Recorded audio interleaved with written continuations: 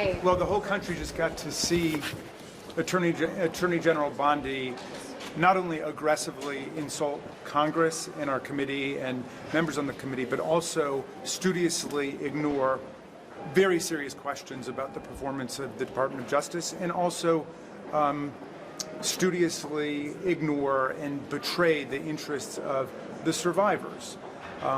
We started off by asking her to recognize the survivors, to apologize to the survivors, and then to agree to meet with them. And she refused to do any of that, and she refused to answer most of the questions that we put forward. So today's performance, I think, underscores our sense that we are witnessing a massive governmental cover-up. And that cover-up began a long time ago, back in 2008, when there was a 60-count federal indictment ready to go against Jeffrey Epstein and a whole bunch of co-conspirators that was swept under the rug and switched out for a sweetheart deal that Alex Acosta made down in Florida. And under that deal, I think for just under a year, maybe a little over a year, Jeffrey Epstein was able to spend his days however he pleased, likely still perpetuating his crimes and his conspiracy, and then he would go and spend the night in what was alleged to be a jail facility. Well, that kind of cover-up and double standard of justice continues to this very day. And when Donald Trump took office in January of 2025, Attorney General Bondi demanded that the Southern District of New York send the file down, the whole criminal, investigative, and prosecutorial file from New York, at which point they killed the investigation. It was over. And then they repeatedly killed it whenever new questions were asked or new evidence was surfaced or other people made demands. They continued to say there was nothing to see there. And that happened in July. It happened when the FBI Director, Kash Patel, came before our committee. And again, it happened to this day. Although at one point, I thought I heard the Attorney General say that there was some live investigation going. But basically, she says, well, if the survivors, if the victims have anything to say, they should come forward. They're demanding a meeting. She won't meet with them. In the meantime, they are in possession of all of the evidence. So let's talk about the evidence. Attorney General Bondi is under a federal congressional subpoena to give us all of the information. She's under the dictate of a federal law to turn over all the information. So what does she do? There are more than 6 million files. So she says, I'm going to turn over 3.5 million, withholding 3 million. Why? Well, they say those 3 million are duplicative. Well, if they're duplicative, just release them. Duplicative material is released all of the time. But we know that there's material in there that's not duplicative because a number of the victims' survivors have said that the memos recording their original criminal witness interviews or criminal victim interviews are not there. And so they are part of what's being withheld. Just release all of the documents as the federal law requires her to do. That's all we're asking her to do, follow the federal law. But no, she's withholding 3 million documents, then she releases 3.5 million documents with one major instruction from Congress, which is you must redact the names of the victims.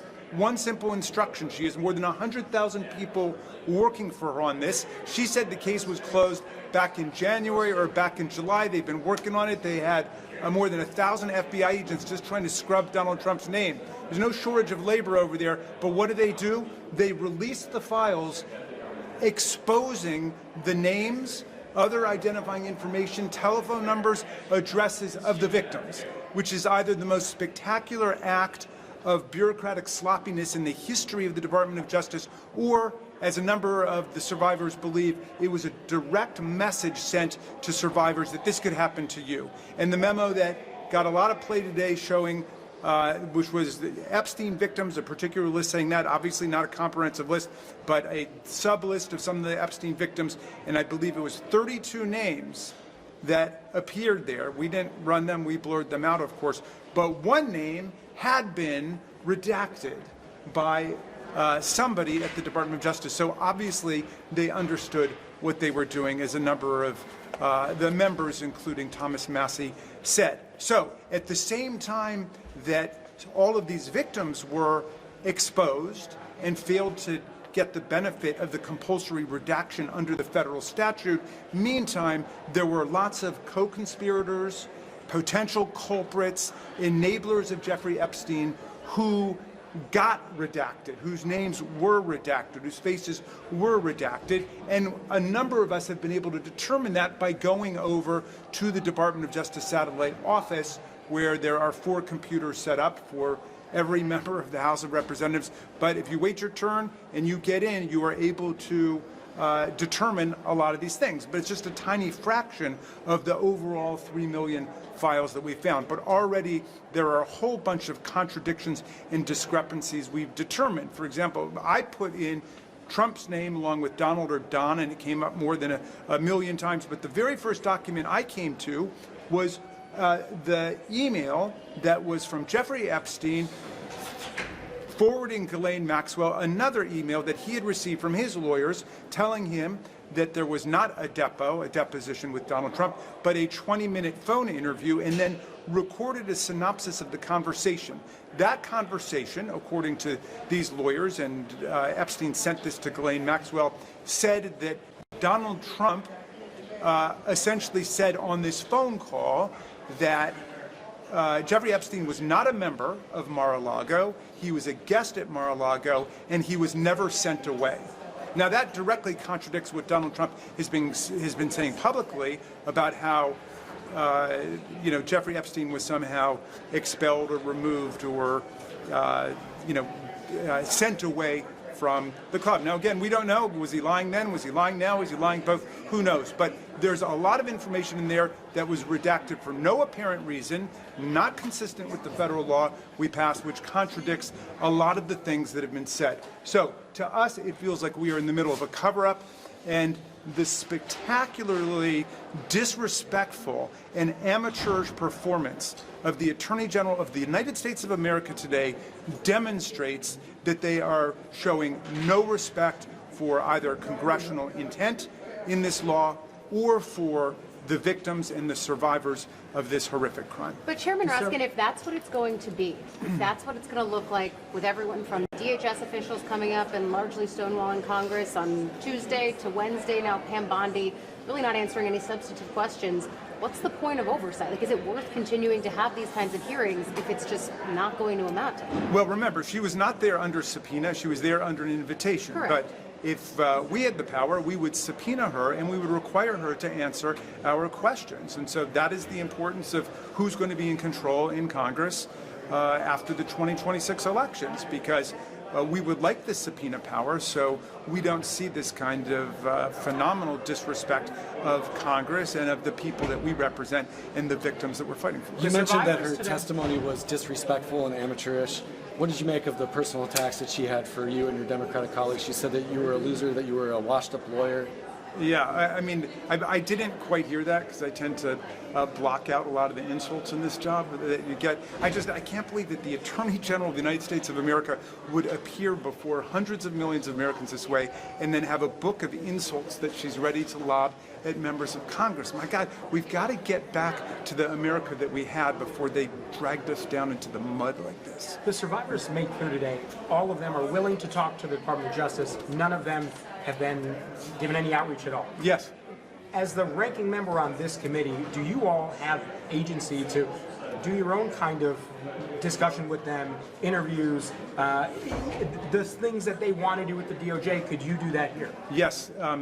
First of all, yes, and we are in the process of doing that. As you know, we've done a number of events with the survivors. We have been talking to them and getting whatever information we can. Obviously, we'd be in a much stronger position if the government of the United States and the U.S. Department of Justice was behind us. Now, I did challenge Attorney General Bondi to act like a law enforcement official and to create a commission, a task force that would include the Department of Justice, along with state attorney generals, along with district attorneys, to review the record right now that we've got with millions, and all 6 million, not 3 million, but all of the documents to determine what crimes can still be charged in what places. This was a global billion-dollar international child sex trafficking and abuse conspiracy, and there are lots of crimes undoubtedly that still can be charged. I want to just, something you said triggered a thought, which was whenever Attorney General Bondi was asked about the Don Lemon case, she spoke with such conviction, such passion, such minute detail about an ongoing case. But when asked about the Epstein case and the more than 1,000 victims who are still suffering out there, she completely distanced herself and was totally disembodied. It was like she'd amputated all sense of compassion and empathy for the people involved. Do you see any value in having her back before this committee? Well, certainly with a subpoena where she has to answer questions, we made a note of everything she didn't answer. Here are questions she refused to answer today. I'll give you a little sampling. Okay, how many of Epstein's co-conspirators have they indicted? Well, we know the answer to that is 0, but Congressman Nadler asked her that. She wouldn't answer it. Whether the email from the Epstein files about Ukrainian girls trafficked to a billionaire male co-conspirator is worthy of more investigation, refused to answer. Whether it's important for prosecutors to protect the identity of sexual assault victims, she refused to answer. Why DOJ's refused to investigate Prince Andrew, who has shown not just in incriminating emails, but incriminating photographs with minors, she refused to answer. Whether Trump was at parties with underage girls, she refused to answer. Whether she had prepared a list of so-called domestic terror groups, she refused to answer. When she decided Les Wexner was not a co-conspirator, she refused to answer, and so on. She didn't answer the vast majority of the questions that we asked her today, and the whole country could watch her evade questions, dodge the committee, filibuster, radically change the subject, and then engage in a series of insults and aggressive ad hominem attacks against members of the committee. It's almost like you could have a seminar on rhetoric and show how each one of these things is a fallacy and a diversion from the truth, and just answering the question. Do you have a count on that? I want to ask you about redactions. So we've learned since members have been able to go look at the unredacted files that even some of the files in there are still redacted. Yes. Do you have any mechanism to compel the FBI, for example, to turn over to the Department of Justice the complete raw materials, for example, the 302 Yes. That's a great point, because when you go over there and you get a computer and then you pull up the documents, and there's a button where you get the version that everybody is seeing, and then there's another button you can push to get the unredacted version.